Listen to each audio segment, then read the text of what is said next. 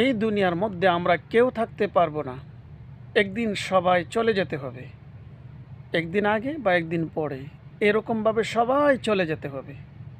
তাহলে মৃত্যুর জন্য সবাই প্রস্তুত থাকার দরকার।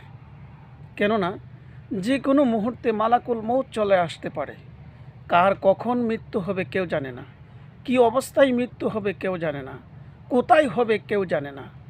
হয়তো মানুষ যে জায়গার মধ্যে তার মৃত্যু হবে, আল্লাহ পাক রাব্বুল আলামিন তার মৃত্যুর আগে ওই জায়গার মধ্যে তাকে নিবে। ওই জায়গার মধ্যে যাওয়ার পরেই তার মৃত্যু হবে। আল্লাহ আপনার ভাগ্যে, আমার ভাগ্যে যেভাবে মৃত্যু লেখে রাখছেন সেভাবেই হবে। অনেকে দেখেন রোড অ্যাক্সিডেন্ট করে মারা যায়, অনেকে দেখেন হার্ট অ্যাটাক করে মারা যায়, অনেকে ক্যান্সারে আক্রান্ত হয়ে মারা যায়, অনেকে হাসতে হাসতে মারা যায়, আবার অনেকে সেজদারতভাবে, কিছু কপাল, সেজদারতভাবে অনেকে দুনিয়া থেকে বিদায় হয়ে যায়। কার মৃত্যু কিভাবে হবে কেউ জানে না, কিন্তু জানেন একমাত্র আল্লাহ। তবে আমরা আল্লাহর কাছে